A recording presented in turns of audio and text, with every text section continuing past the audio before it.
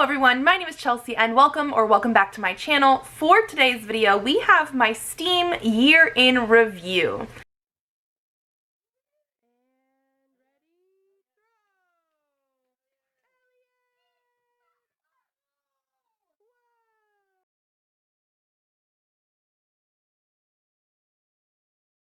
So I know this channel has been mostly about books, and I absolutely love books. 100%. However, it was never my intention for that to be the only thing I talk about on this channel, and I have branched out in the past, and I would like to do that more. One of the things that I mentioned in like my goals for the year video, my reading resolutions, like channel goals, that kind of stuff, was the fact that I do play a lot of video games and I want to start incorporating that a little bit more on my channel.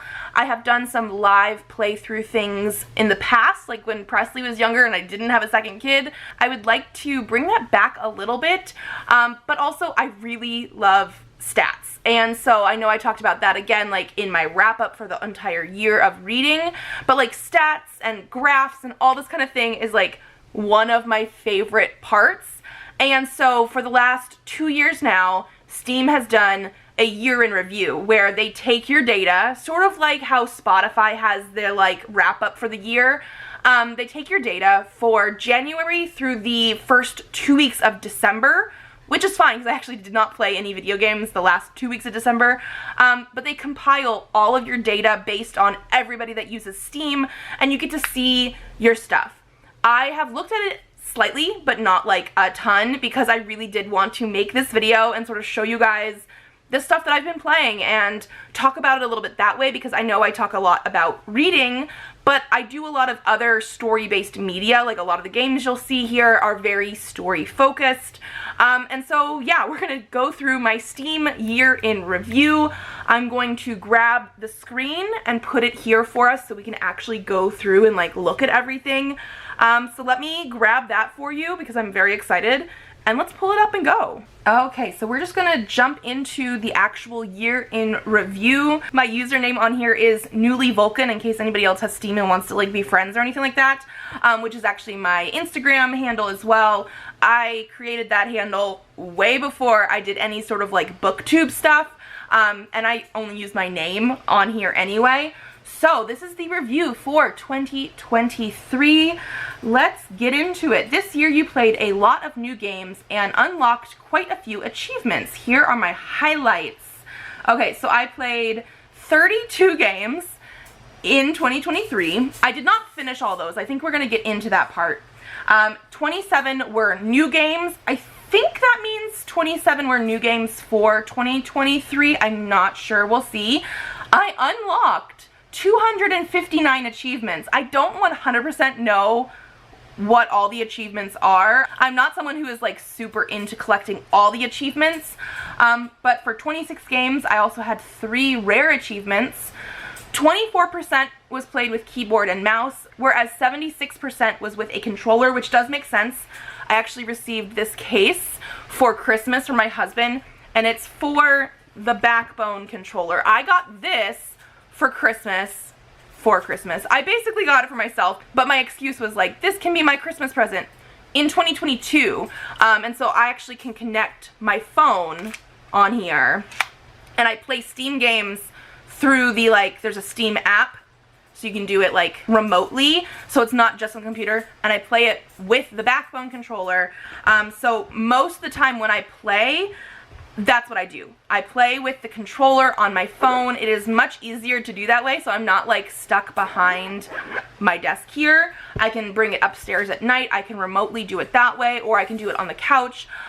So yes, most of my playing is with the controller. Some of the games I've played, you cannot do with the controller though, so that's part of the reason I do have some playthrough time on the keyboard and mouse. 19% of playtime was for PictoQuest.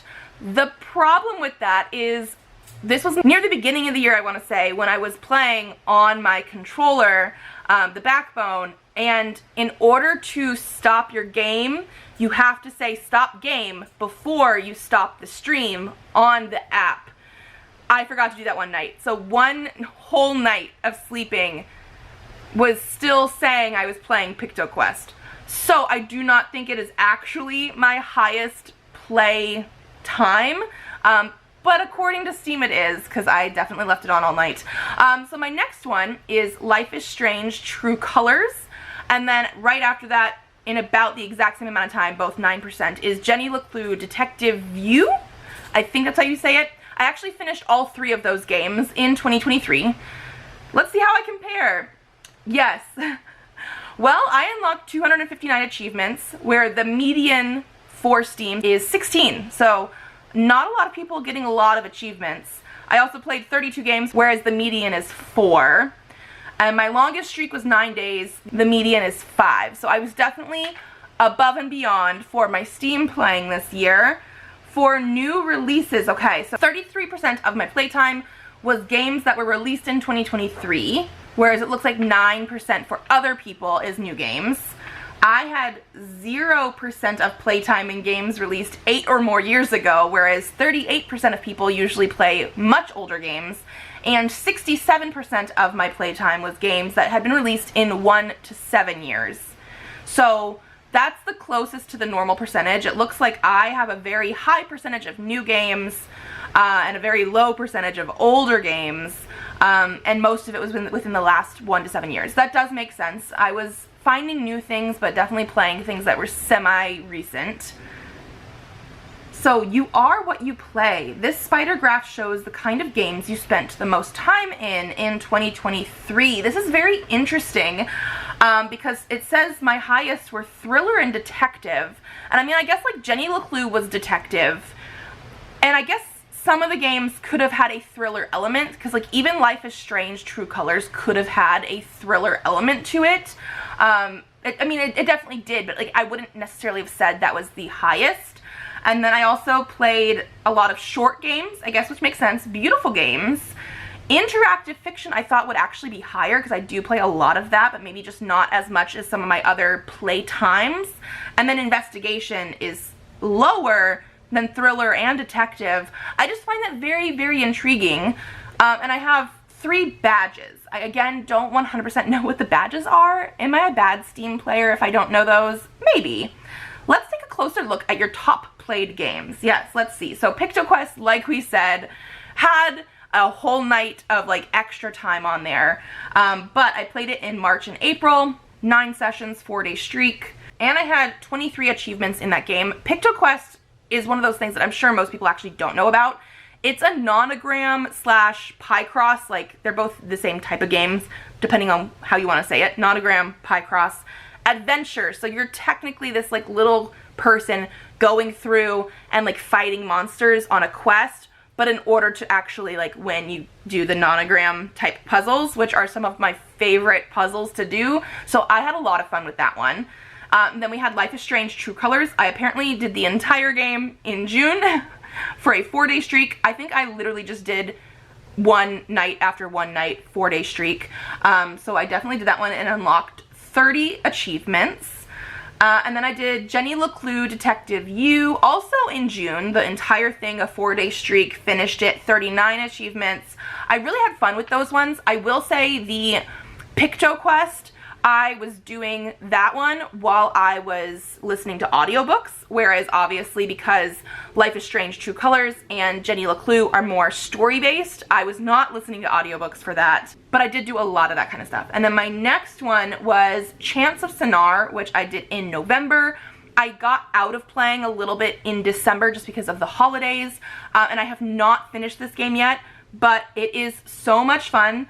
I had a 2-day streak, but this is another one of those things where I was not able to listen to audiobooks with it because you're actually trying to like decipher languages and trying to figure out how they match up with a different thing, and then there's also like this bigger mystery going on with it. I need to finish this game because it was a lot of fun, but right now I've been focusing on reading in January, so yeah. But I did unlock 14 achievements.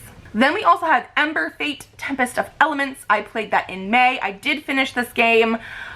This is a like Otomi dating sim visual novel type of thing. And I think it actually was free. I really did enjoy this one as well. It is not something that I was able to play on the controller, so I played it on the computer. But it was very fun and had 6 achievements, even though I don't see any pictures for it. And then playtime by month. I did not play anything apparently in January or February. I think it again is because I was focusing a lot on reading and channel stuff at the very beginning of the year. I played a lot in March. I had 27% of that year's playtime there with quite a lot of games, it looks like. I then also had 10% of playtime in April, 9% of playtime in May, 22% of playtime in June. This is where I had the Life is Strange True Colors and Jenny LeClue. I also had 6% of playtime in July, 7% of playtime in August. This is where I played Oxenfree 2 Lost Signals. I absolutely loved the first one. Did not actually finish the second one, even though I need to do that.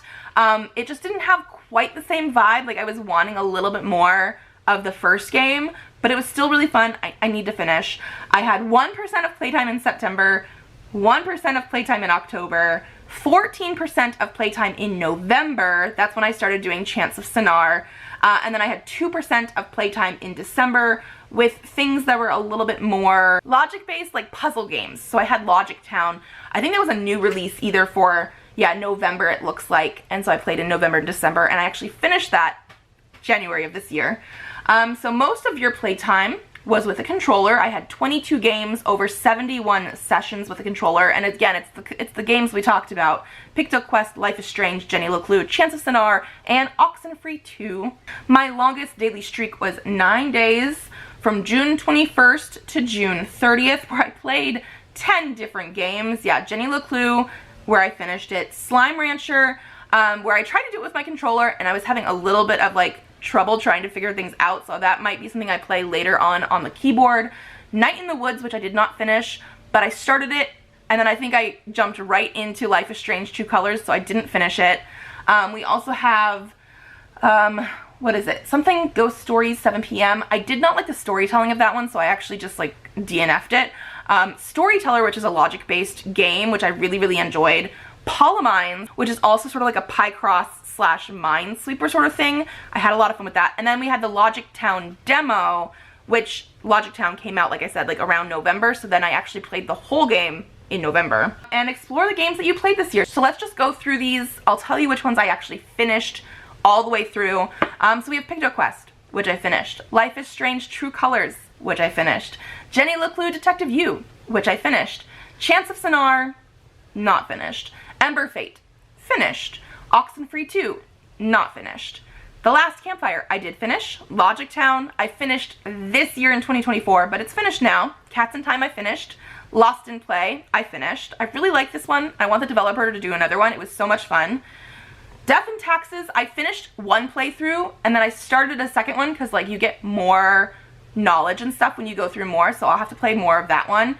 Storyteller, which I finished, and they updated it, and then I finished it again. The Gardens Between, which I finished. Nanotale, which I did not finish. This is a game you can only play on the keyboard because it's a typing game.